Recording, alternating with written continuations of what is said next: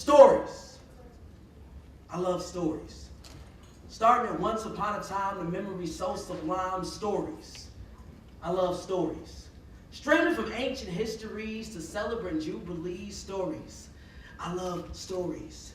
Those involved in the here and now, allowing new dreams to plow. Stories. I love stories. Even the kind that don't go anywhere, so you just be sitting there looking like... Or the ones that move and shake you, so powerful they break you, have you saying stuff like, yeah, and all right. Stories. I love stories. I love stories. I love stories. You see, my grandmother was a prophet. And she told stories, concrete and consequences unforeseen, that in my lifetime have become the American dream. Her stories, all her stories have come true. And this too I like to propose to all of you.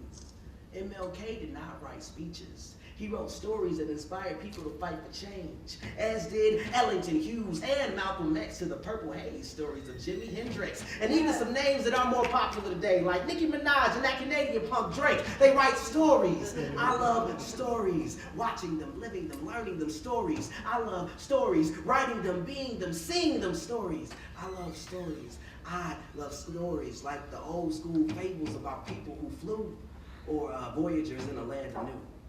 Or the stories my father told me, but then it got too late. Or the ones I'll tell my children as they grow up strong and great.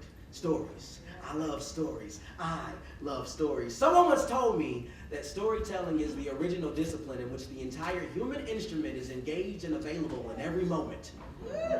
That's what I'm doing. I'm not just talking to you right now. I'm not performing for you right now. I'm engaging you in the story. My story.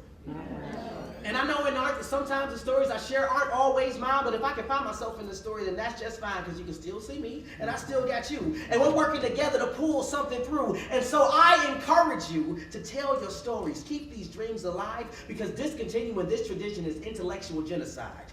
And I say that not to scare, but to inspire you to tell your stories. Live your stories. Rap your stories. Groove your stories. Paint your stories. Get, commit, and go and spit your stories. Share your stories. Show your stories. Sing your story.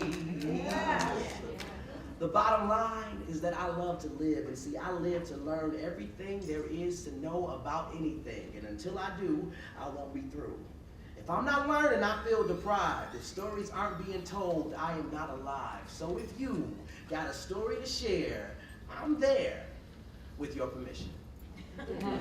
Just let me know, because I'd love to listen.